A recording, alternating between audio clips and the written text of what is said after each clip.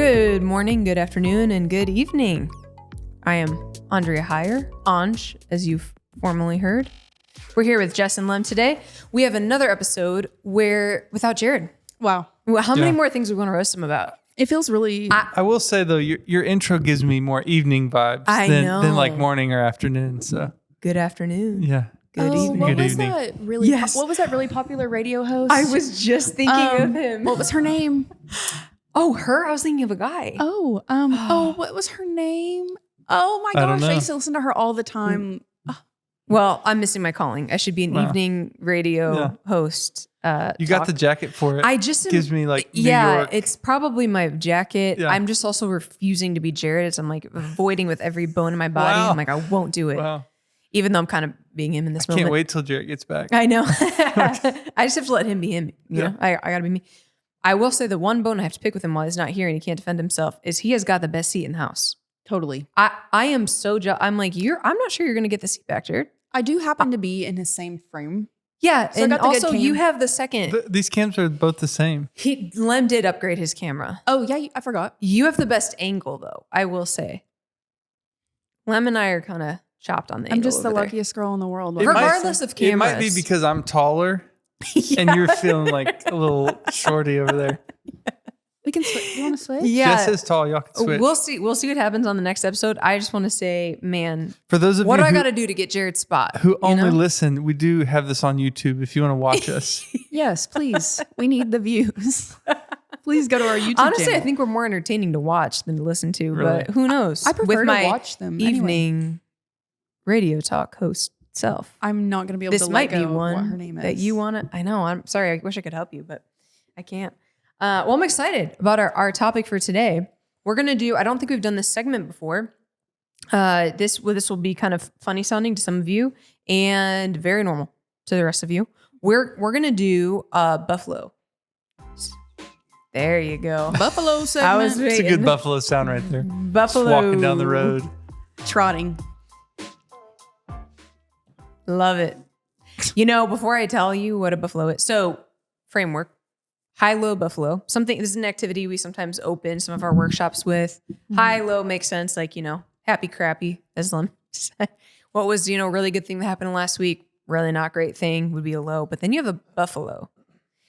And the way that I have always described a buffalo, keep in mind I'm from New York.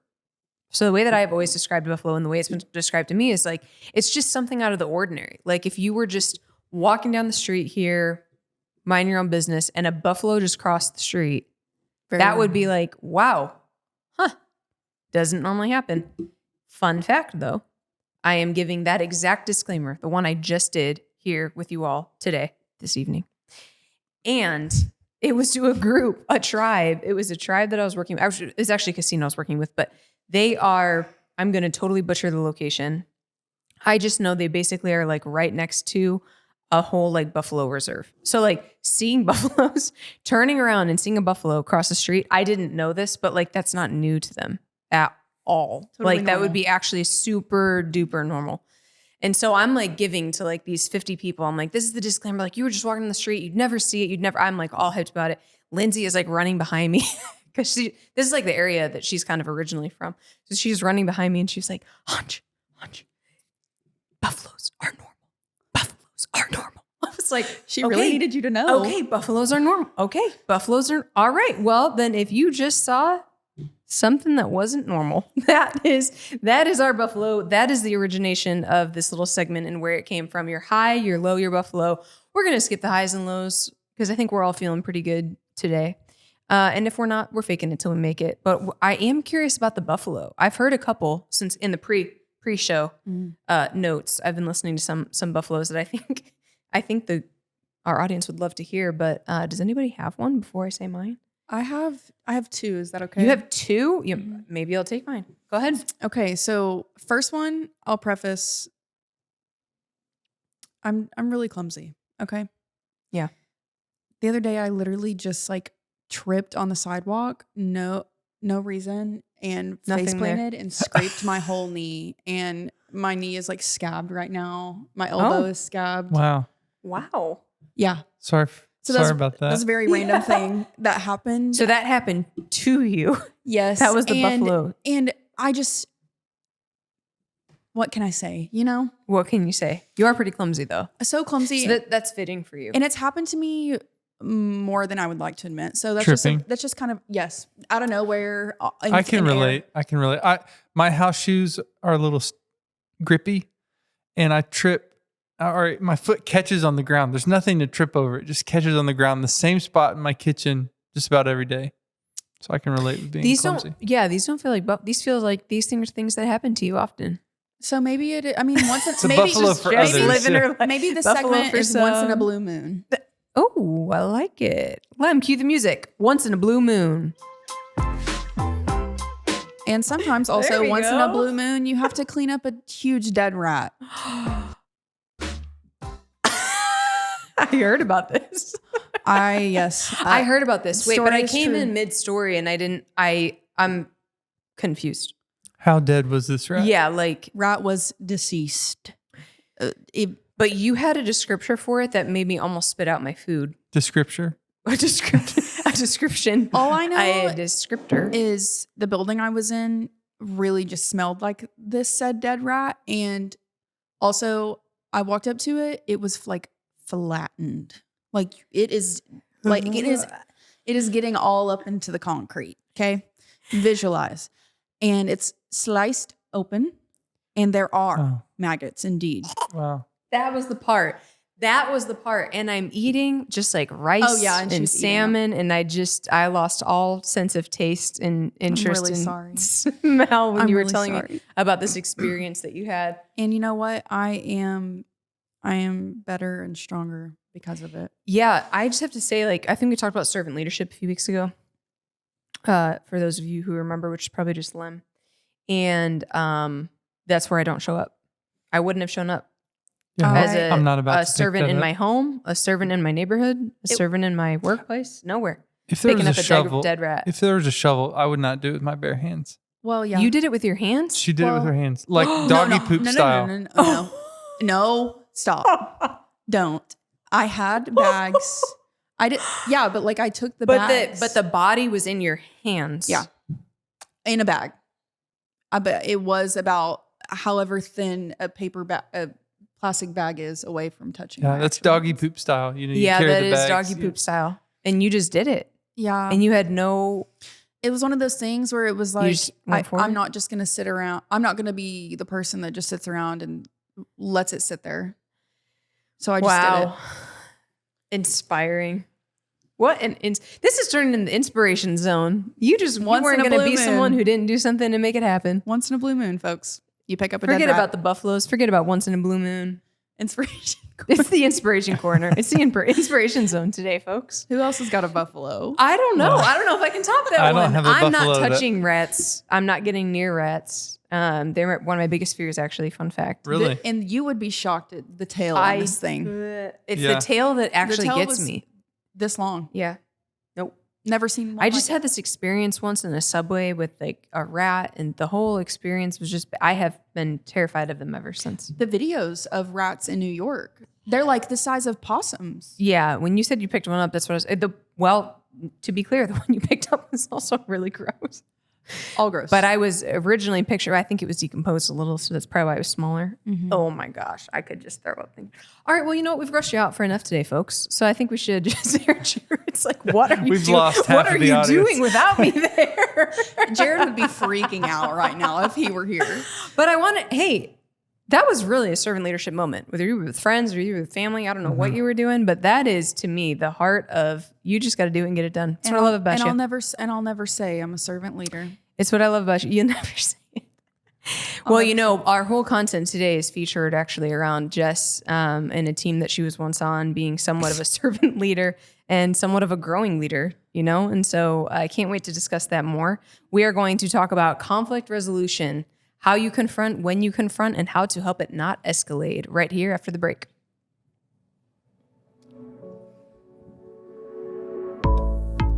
Introducing Paradigm Shift's Tribal Youth Summit, where one student from every Native tribe gathers to ignite change and dive into leadership. It's a dynamic platform empowering tribal youth to network, grow, and positively impact their communities for free. Don't miss this chance to connect, learn, and lead. Nominate a student today at www.ps.company/Tribal Youth Summit. Jess. Great job. Great job. I think Jared just makes you nervous. He does, because he's right there staring at me, and I'm like, I'm going to mess up, and I might mess up, and I think we're both understanding that I'm love probably it. gonna mess up. No, here we are. We're here. I was also staring at you the whole time. I just don't think you could see it. But I thought you did a great job. Yeah, you were honed into that camera there, that good camera I'm just trying to be better, you guys. on this angle here. It's a beautiful thing. Okay, well, you know what I want to talk about? What? What do It's you want not quite a bone I have to pick, but it is a thought that this is like truly kind of something that I believe, but I'll give us some framework to get there. I really do. I am not under the assumption that all confrontation has to lead to conflict. Like, I think there's a difference between confrontation, which to me is a little bit more like accountability, than conflict, which can sometimes escalate, emotions high. Like, I think there's a world, not always. Sometimes you really are confronting things and emotions do get high and there's conflict and that happens. But I also think you can confront things in such a way where both parties can, seek to understand, as they say, and you can arrive at a desired conclusion. Specifically, maybe working in teams, maybe working with individuals too. I think I've seen the framework I'm going to give us a little more in like leading teams or leading groups of people, particularly younger people. I feel like I don't know this to be true. That everything I am saying today has been written, co-written, and researched by only me. So we are not taking this content from anywhere. This is just, hey, Anja's life experience 2.0. All right, revolving. I love it. Around conflict. Let's do it. And confrontation and conflict management and all things. So Jess and I have had some experience of this together. We have been there. Yep. So you helped do all of our marketing, run our marketing. There was a time in our company where we now outsource a lot of our stuff, but we had some team members on with us too. So maybe a group of 4 of you guys. Yeah. Back in the day, it was a good time. So it was probably about a year ago. Yeah. That we even had kind of this story that I'm going to give the audience and the crew. I can't wait. Lem was with us as well at the time. I don't think he was in this exact meeting, but it was where I really pulled on years ago. I don't know. I was a young leader leading probably even younger teams at the time. And I remember, man, this is such a lack of preparation on my part, but I had to go and train like 70 of them in conflict resolution. And I was like, what do I have to say? I'm like 24. I got just nothing. And so it's about 5 minutes before I'm going to go speak to these 75. They were college students. What's great is, honestly, with college students, they really are kind of open vessels most of the time. You don't have to always hit a home run for them to really get like something out of what you're saying. That's what I miss about them. You guys, I got to be good every time. It's got to be like out of the park. I think 10-10. It does depend who you're talking to, but I think I think that people who respect you will listen to what you have to say, regardless if you butcher it or not. Look at Jess. So if they respect you, they listen to you. Yeah, I mean, you can. That's another podcast for another day. How do you get the respect? And do you deserve the respect? And 2.0. Wow. Jess and Anj 2.0 coming at you live featuring Lem. Okay. We'll Jared, do that another stay time. wherever you're at. We'll do that another time. This is Women's Appreciation Month or whatever it's called. So I'm just trying to so lay low. Whatever it's called. Don't get me lit. This is y'all's time. It is. What a way to open. So Jess and I are going to talk about our female conflict. This actually was not only females. But in this, so I'm like 24, great. I got to give this hour-long dissertation about how to avoid conflict or something like that, like have conflict. I don't remember. And so I just thought to myself, what do I do? Like, genuinely, what do I do if I'm trying to confront something, but I don't want to sometimes I'm trying to confront something and I don't care what the outcome is. If the outcome is you're mad at me or this happens, this might be a different scenario. But in this kind of talk that I was doing, it was, no, how do you really confront an issue, but not make the person the issue, right? Because I think sometimes that's what happens when we talk about conflict and things like that is somehow either that person makes it about themselves or we accidentally start making it about that person. Mm-hmm. So rather than Jess, I need you to make this one edit to this one thing. It's Jess, I don't know, how you're not catching this by now, or I feel like we've kind of had this conversation a lot of times, but this is the edit I need you to make again. Well, now it's telling her some other things about herself, right? And then that really can escalate into a bigger conflict. Yeah. So I was just trying to think about it in this framework, and I came up with this idea of the 3 C's. If you Google it up, I don't think you'll find it. So it's just right here for yours truly, and from yours truly, one and only. The 3 C's. You ready for them? Mm-hmm. I'm ready. Okay. Number 1, compliment. Okay. Number 2, clarify. And number 3 is correct. So I'm going to play this out real time. Jess, are you okay if I use you as an example? I'm ready. It was a form read. And I'm ready to give context. You know, she's going to, it's going to turn into conflict. Context. Yeah. Okay. So we have compliment, clarify, and correct. So about a year ago, we have a younger marketing team, and we are working on these brochures for summer camps that we do. We do summer camps with our education department for students kind of all throughout the nation. Awesome. Love it. So we're trying to create this brochure to appeal to not just the college students, but like their advisors as well. Like the advisors are the ones who, The people who are going to pay. yeah, the people who pay the bill. Yeah. You know, it's great. I'm glad you left our camp, 7th grader, but you're not paying our bill. So I really need the person who is to also love our program and understand what we do. Mm-hmm. So we go through a couple of iterations of this brochure. This You story, remember this? This story, y'all, is like, it's like, I don't want to say triggering because that's a little too far, but I will say it was a pivotal, a pivotal. It was We needed. really There's did. some needed conflict. Pivotal moment in my like professional career, but I also kind of realized how much I needed it personally too. So really good story. Look at that, folks. Yeah. We come full circle here. Just to I'm a good preface- leader podcast. Yeah, it's here and it's now. So I don't know how many iterations here's where I was at, Jess, really.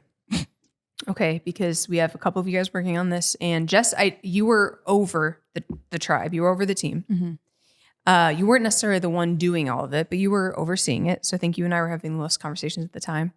And I would ask for 3 options, and then the options would be like all the same thing, but like one color changed. You remember that? Yep. And I do. so annoyed. I was like, these are not 3 different options. Those are variations of the same These are option. variations of one option. Yeah. So I had some of those. Jess is fixing my hair for me. Thank you. Female Appreciation Month. Yeah. Female great. empowerment. Hello. Thank you. You're welcome. Because the guys don't do that for me. Lim wasn't going to say He nothing. wasn't going to say a word. I don't even know what my videos I didn't look notice. like. I didn't see it actually. They never do. Just I'm like he recording- wasn't going to say anything about the rat, but we won't talk about that. So I'm at this brochure. Great. We've done so many iterations. I'm frustrated. You guys are frustrated too at this point. I'm I'm in long- tears. Yeah. How long are crying. we going to have to go through this brochure? And so I am thinking for about 24 hours, like I have to meet with all of them. They're all pretty young. Under what at the time? 24 maybe? All of you under 24? Yeah. Okay. So under 24 years of age. Mm-hmm. I also know you're all creatives. You two can speak to this, but I have learned you have to really communicate in a specific way with creatives. Like, Yeah. I don't know what more context to give other than that. Yeah, that's pretty accurate. But you do. It's more nuanced than you think it's going to be. We're so in it that we probably can't speak to what that is. That's what I'm like. I wish I could give more to the people. Like, wait, I work with creatives. What do I do? Man, different podcasts. We're coming up with so many different podcast ideas today on this one podcast. Anyway, I have my audience in mind here, and I'm thinking I'm going to follow these 3 C's. 3 C's. I'm going to compliment because you know what? They are working. You were giving options as you defined an option to be. So you were giving options. Number 1, I could compliment them. Number 2, I definitely knew I needed to clarify the vision. Like the vision is you all were marketing to like Gen Z, Totally. like Not students. to advisors. Not to our actual clients. Yeah. So you're marketing to Gen Z all the way. So I knew I needed to clarify some things, but then I also knew like I needed to lay the hammer down and correct some stuff too. Like just say what it was, you know, this is not a compliment sandwich because I didn't come back around at the end and tie it all up together. I really want to reiterate that I'm not a huge fan of the compliment sandwich because sometimes like the point is missed, especially if you're talking to a words of affirmation person. They just heard like everything awesome about themselves. they'll like table maybe the one thing you really wanted to say to them, but like they're really going to hold on to what's good. Depends how self-critical you are, but yeah. Like Jared wouldn't actually, he's a words of affirmation person, but if I'm like critical with him, even if it is a compliment sandwich, he typically still kind of hears what I'm saying. So that's true. Your self-awareness, it's up there. It's got to be up there for that. However, I just don't really love compliment sandwich. Jared would be the first to say, he'd be actually roasting me right now if he was on here. But I do lead with it. Okay. So I knew I'm going to do this with you guys. So I come into the meeting. Do you remember what I had with me? The stack. Yeah. 30-page printout. I had printed probably 15 pages or so of faces of all of our different clients. Just all different kinds. I was like, this is really bringing the clarity. The groundwork really was bringing there. clarity. Like I had really thought through. I'm like, I'm going to make this so clear. We can't miss it. We can't forget it. I didn't.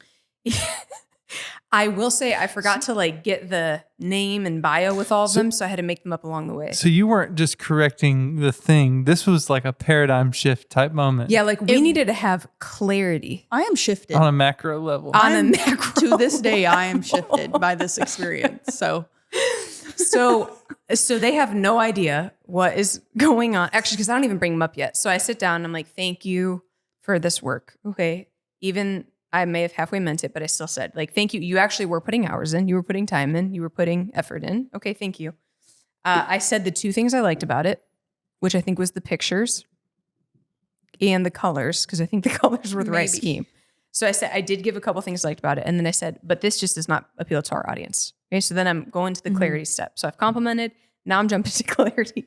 And I get up and I start taping all of these 15 faces all along our conference room. Do you remember? I think I even assigned one to each of you guys. yeah, I think You I were like, assigned a person. this is yours. Yeah. And it was somebody just like completely opposite from us, which I think was like what you're I was trying to get at. Yeah. like, please look in the other direction. For a Like second. our clientele was like older millennial or Gen Xer, maybe even baby boomer, probably not, more like Gen X, a Jared even, of all different ethnicities, all different flavors, all different styles, all different genders across the board, right? It's not the white girl working in Muskogee. So not that a white girl working in Muskogee is bad, but that's not who the audience was. Right. In fact, there were, not the audience. So I assign one to each of them. I even give them a background. I give them a name. I give them a little, this is George. Okay. George has, a student, 50 students that he's trying to do, this for it. So now I'm in my clarity. What clarity has this brought to you by this point, Jess? I'm like, the depths that she is going through in this moment, like this isn't like, she did so much groundwork and I knew it was like coming. I knew all of us being in a meeting, like there was something, but then also I was like, if she's bringing out like a wheelhouse of different individuals and printing them on the wall, like there's something clearly being missed here. And I wasn't communicating it appropriately to the team, and also nobody was picking up on like the piece that we were missing or looking at the bigger picture. Like I think that we were just thinking like, let's just do this brochure and move on. Like we weren't looking at this is supposed to sell. Yeah. Nobody had that in their mind. Nobody was thinking this is supposed to sell something. And now I'm like, right.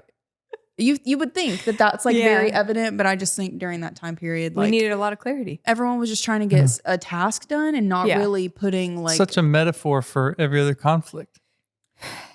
I wasn't going to say it, but man, there it is. Everything is connected. Yeah. You all come in with your perspective.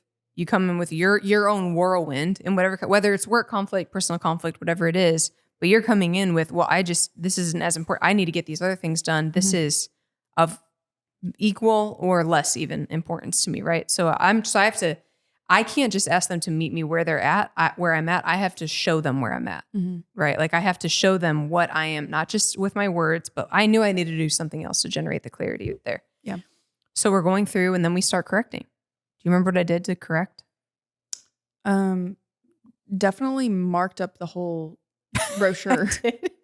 I marked up the brochure and then I held the brochure up with one of our clients and I said, does George want this? Yes. And does he like this? And then we had to do it for everyone. Does Sandy like this? Does Susan like this? Does everybody like it? The answer is no for one of them. Fix it. It seemed like there needed to be some sort of music in the background. It at would this have movie- really at this helped meeting. because I can't say, I don't know that we had a lot of conflict in this, but there was definitely some confrontation in the meeting for sure. Totally. Some background music may have been great, just to lighten the mood. You know? Honestly, I think the mood was harsh and it's like it needed to be.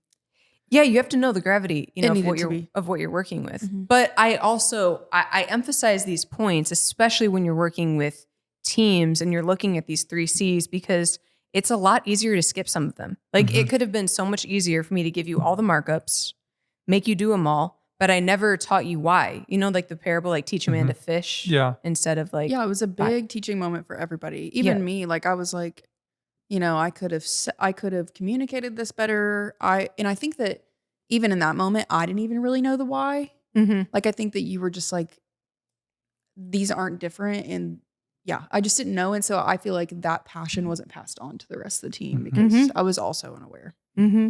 And like you said, it took way more prep work on my side too to even get you all. But you wanted There. the teaching moment, like you wanted it to Sure. stick. Yeah. Yeah. But we say this like cute statement a lot, like over communicate, over clarify. So cute.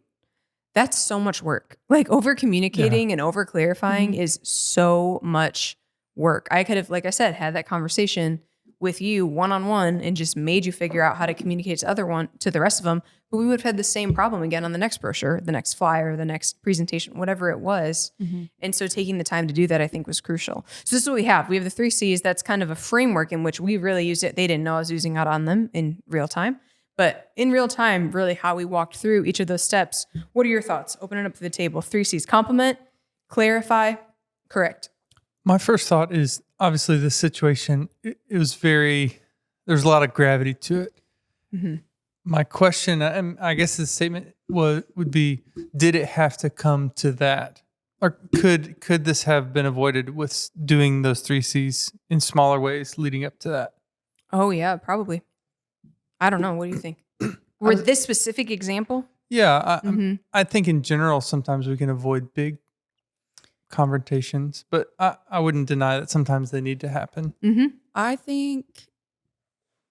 think sure, like me and Anj could have just had a meeting and that could have been the framework one-on-one. But I also think that during that time, I wasn't ready to lead that team.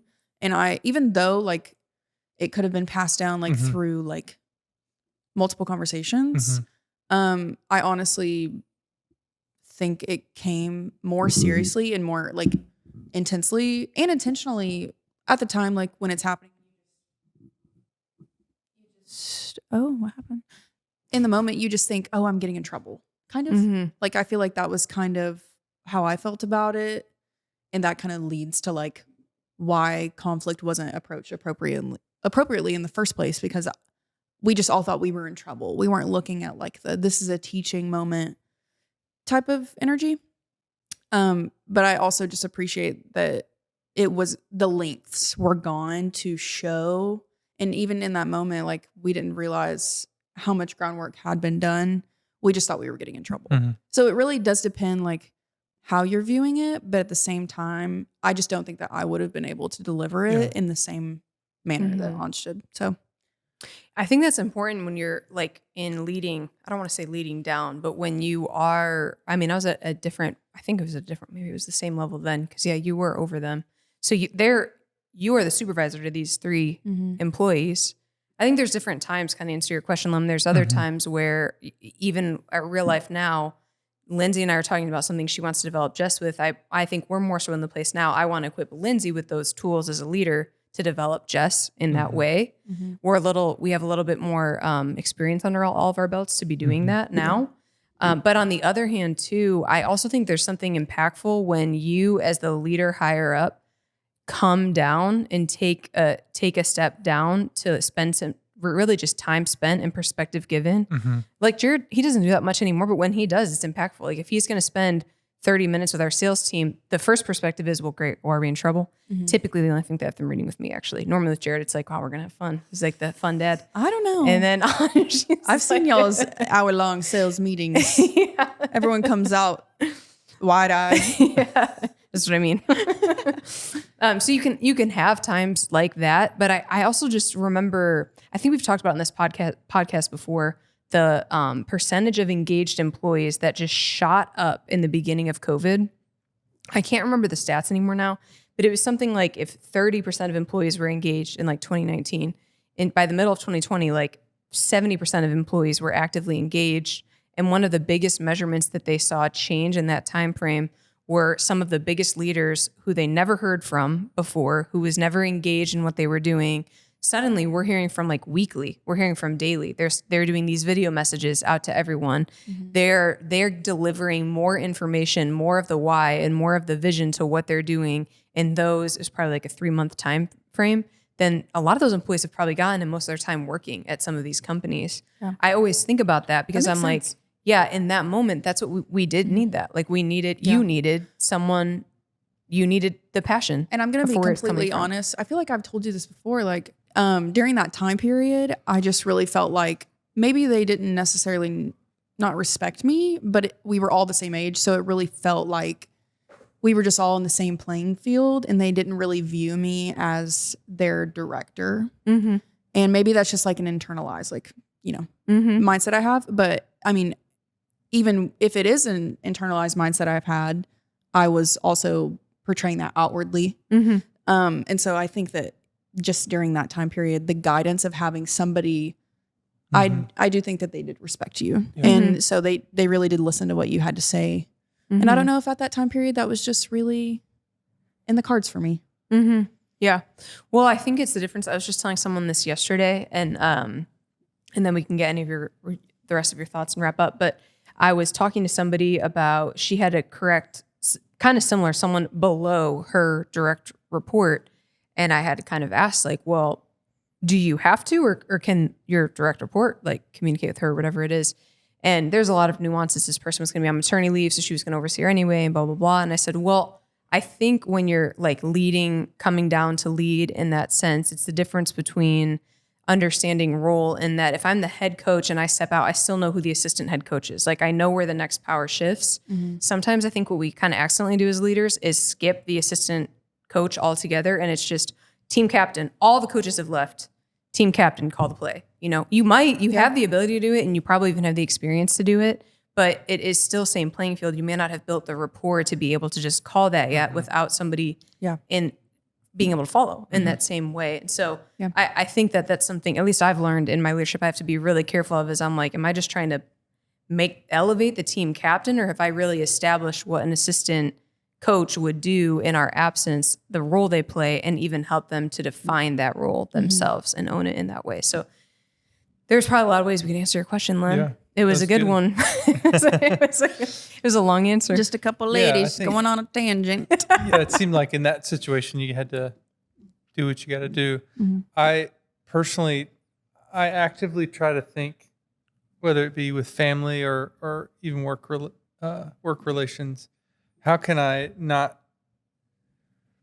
do those things in small ways so that it doesn't have to come? And maybe this is just me trying to avoid big conflict. Yeah. Like I'm willing to, let's have the quick conversation and clarify. Mm-hmm. But I know it does come sometimes down to, wait, I didn't clarify or correct all these times. And so now it's got to be a significant, No, but I think that's a great point because it's not, I'm using kind of a bigger example, but I would say I do this in smaller ways more than bigger ways. Sure. That was one where I did it in a very mess. I've never been so clear before ever. But I probably do this without knowing it, on a daily basis. Mm-hmm. Lindsay and I were just coming out of planning meetings like this, like, hey, I really like that font.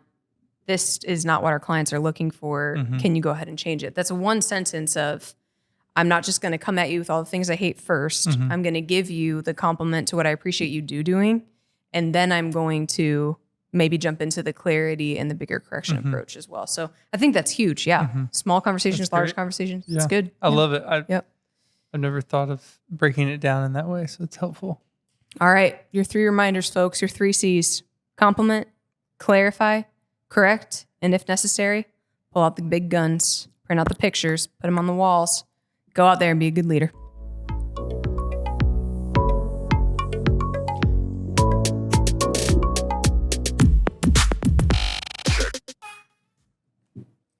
Love. Nice.